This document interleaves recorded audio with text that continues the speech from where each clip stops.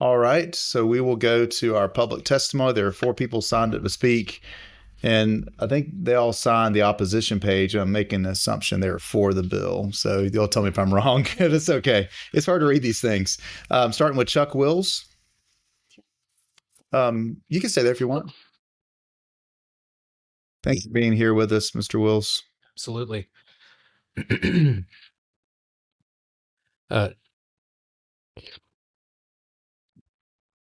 Chairman and members of the committee, my name is Chuck Wills, and I'm here today as a survivor of abuse by Pete Newman, the same perpetrator who abused Trey Carlock, for whom this bill is named after, while we were both at Kanakuk camps. I was a shy homeschool kid from Georgia when I arrived to Kanakuk, and Pete Newman had his eyes on me from the moment I stepped off the bus. At the time, I thought it meant I was being welcomed or noticed by a leader everyone admired. I did not understand that this was the beginning of his grooming process. I was 6 years old when we met. Pete was charismatic, funny, and trusted by parents and campers alike. He was someone who we were told to respect and look up to. That trust and influence is exactly what he used to manipulate and harm me. The CEO and president of Kanakuk Camps, Joe White, has said Pete had a Bible study called Iron Man. He had countless kids in that, and I was one of those kids. As a part of this study, I would send Pete monthly letters answering his prompts with the goal of being rewarded at camp the following summer. We were pen pals. Pete Newman leveraged the Bible to gain deeply personal and vulnerable information from children, including myself. I shared things with him in those letters that I wouldn't have even shared with my parents. Pete used his power to take control of situations. This included being present in private spaces where he should not have been. It included intimate conversations in Bible study settings that crossed age-appropriate boundaries regarding sexuality. And during my last summer as a camper AK country, it resulted in Pete getting violent with me. I was 10 at the time. For many survivors, the abuse itself is only the beginning of the story. What comes afterward, the silence, the shame, and the pressure to not speak can last forever. This is why Trey's Law matters. Non-disclosure agreements in cases involving child abuse do not protect survivors. They protect institutions like Kanakuk.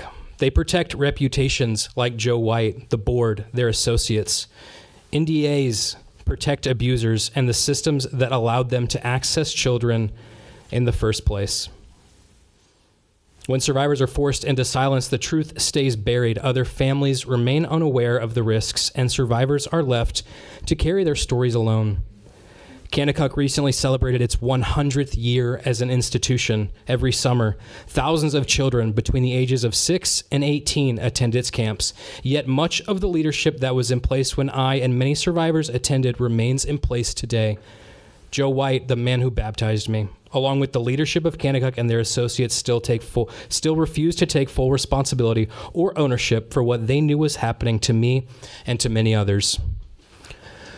We are here today because currently the ego and greed of men outweigh the harm being done to children. But it is a new day here in Georgia. I would like to take a moment to recognize that some of the people closest to me are going to be hearing my story, this part of my story, for the first time through this testimony. But telling the truth and pursuing justice matters more than remaining silent. I spent the majority of my 20s working at North Point Ministries, where my focus was to help create environments where students would be safe. In processing this trauma, it's become more and more clear that I did this to provide something for the youth in my community that I was not given, and that was safety. The truth is, our children deserve better. Trey's Law helps bring a little more of that truth and justice here to earth. As Moses says, be sure your sins will find you out. This bill does not force anyone to speak. It simply ensures that survivors cannot be legally silenced. And 3 weeks ago, the Georgia House passed this bill unanimously. That vote sent a powerful message. Protecting children and supporting survivors is not a partisan issue. It is a human one. I respectfully ask this committee to advance Trey's Law so that survivors are never forced into silence. Thank you for your time and for considering this important legislation. Thank you, Mr. Wills. As I told you privately, thank you for being willing to share your personal story and what you went through. Nobody would expect you to move forward and have to relive this constantly. and share with the whole world what you went through publicly. But by doing so, you are making such a big lasting impact to make sure that there's hopefully less people or no one has to go through what you went through. So appreciate your bravery in doing this. Thank you, Senator. Any questions from the committee? All right, thank you. Thank you. Next we have Todd, is it Latiolis? We talked on the phone, but I never said your last name. I just called you Todd. Thank you for making the trip to be with us. Yes. Thank you, Chair Strickland, members of the committee. My name is Todd Latiolis. I serve as the Director of Policy and Advocacy for the No More Victims Alliance, which was founded by Elizabeth Phillips, who you heard about a little while ago. I want to thank this committee for the opportunity to speak in adamant support of House Bill 1187. As you heard, this legislation is named for Trey Carlock, who spent much of his childhood right here in Atlanta. He was a smart, gifted, bright kid with a bright future. Instead, that future was stolen by a serial predator and an institution that failed to protect him. Even after his abuser was sentenced to 3 life terms in 2010, Trey's nightmare continued. When he sought to hold others involved accountable through civil litigation, the process ended with a restrictive settlement that included an intimidating NDA. This gag order barred Trey from ever speaking about the institutional failures involved, and at 28, Trey died by suicide after telling a therapist, "They will always control me, and I'll never be free." House Bill 1187 ensures that no agreement can prohibit a person from talking about childhood sexual abuse or trafficking, rendering such clauses void as a matter of public policy. NDAs were designed as tools of commerce, created to protect trade secrets. They were never intended to shield institutional negligence or conceal dangers to children from the public. When we allow NDAs to be a standard provision in civil settlements related to sexual abuse, we're effectively allowing the marketplace to put a price tag on public safety, and that only protects bad actors. I want to thank Representative Hong for her leadership, Governor and First Lady Kemp for naming Trey's Law a priority bill this session, and I want to commend the Georgia House for its unanimous bipartisan passage of this bill. Specifically, I want to commend them for the addition of the retroactivity provision, which is critical. And they amended that provision in such a way that it only nullifies the provisions that prohibit you from talking about abuse and not the entire agreement. It sends a clear message. A contract that violates public policy and endangers children should never have been enforceable in the first place. Georgia's joining a national movement. Since Trey's Law passed in Texas and Missouri last year, 9 more states have filed similar legislation. And earlier this month, you heard a federal version, 3966 in the Senate, was introduced to U.S. Congress by a bipartisan coalition of senators. By passing this bill, Georgia positions itself as a leader in a national shift towards transparency, and we hope Georgia joins Texas and other states to say silence is no longer for sale by passing Trey's Law this session. I've personally worked on child sex trafficking and exploitation issues for over a decade of my career, and one thing I know is that abuse thrives in silence. Predators rely on it, survivors are paralyzed by it, and it's a profound injustice when a survivor finally finds the courage to speak, only to have a legal document formalize that silence once again. It's not only harmful to them, but it puts other children and families at risk. This bill breaks this cycle. It removes barriers to truth, healing, and justice, and I respectfully urge a favorable report, and I'm happy to answer any questions. All right, any questions from the committee? I don't see any. Thank you. Appreciate your work on this. Next, we have Mike Griffin with the Georgia Baptists. I think this is the most you've been to our committee in one session, Mike. Appreciate you being with us, supporting a lot of good bills. This is my 19th or 20th hearing, but not here. But not here. Anyway, been there, done that. Got 2 or 3 T-shirts from here. But good to be with you. Thank you, Mr. Chairman. My name is Mike Griffin. I'm the Public Affairs Representative for the Georgia Baptist Mission Board. And as you know, we do represent approximately 10% of the population, 1.4 million Georgians. And one of my 3 areas that I deal with has to do with child protection policy.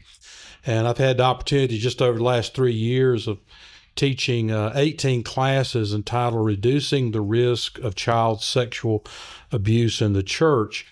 And we do support this legislation. We think it's very important We were the only denomination that ever really supported the 2015 Hidden Predator Act for exposing those predators in civil suits. We also supported the 2018 Hidden Predator Act, which would have allowed suits even on churches. That never did pass. But we do agree with this bill because we think there needs to be exposure. And I work with Greg Love. Our convention works with Ministry Safe and helping to educate our churches. And one of the areas that Ministry Safe focuses on is being victim-centric. And if we will focus on those victims and make sure that we care for them, that the issues that happen related to them are exposed and dealt with appropriately, I believe that being victim-centric will help us keep from having more victims, because we're exposing what's going on, we're revealing it, we're protecting, we're caring for those that are being harmed the most from this type of abuse that's going on in our state and in our nation. So we appreciate Representative Hung, what she's doing here. We do support Trey's law, and we're thankful for today. And for those been willing to give their testimonies, we've been dealing with the clergy bill here recently as well. And we think it's very important that we stand up for such a time as this. So thank you, Mr. Chairman. Thank you, Mr. Griffin. No questions from the committee. Thank you. All right, next we have Brooke Mills. Come on down.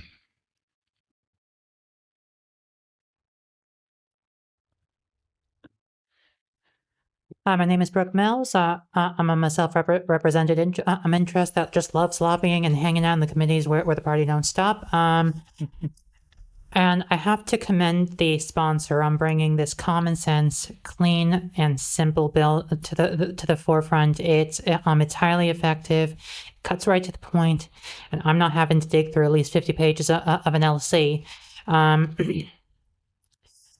from a Jewish perspective, I know gonna sermonize. I can appreciate how it reinforces the views established in Deuteronomy 22:23. With how children and women harmed, how their pain cries out to God, and how this gives a chance to really reconcile that through the legal process. NDAs for far too long have been used to silence victims, and I actually feel inclined to say this bill doesn't go far enough. This is a great framework, and I would love to see something that expands on this next session. And I hope the committee accepts this favorably. All right. Thank you, Ms. Mills. No questions from the committee. And just so everybody knows, in your folder attached to the bill is other testimony from several others that want to be heard on the bill as well, and other stories that they're sharing of their experiences and folks that are supporting the bill, and all that'll be in our record as well. So with that, I'll go back to Senator Steele. Now will be the appropriate time. I'd like to make a motion to pass HB 1187 version LC 620369S. We have a motion to pass from Senator Steele. Do we have a second? Second from Senator Parent. Any discussion? All those in favor of the motion, please raise your hand. It is unanimous. Congratulations, and thank you all for all your work on this. Who's carrying the bill in the Senate? Kay Kirkpatrick, actually. Yeah.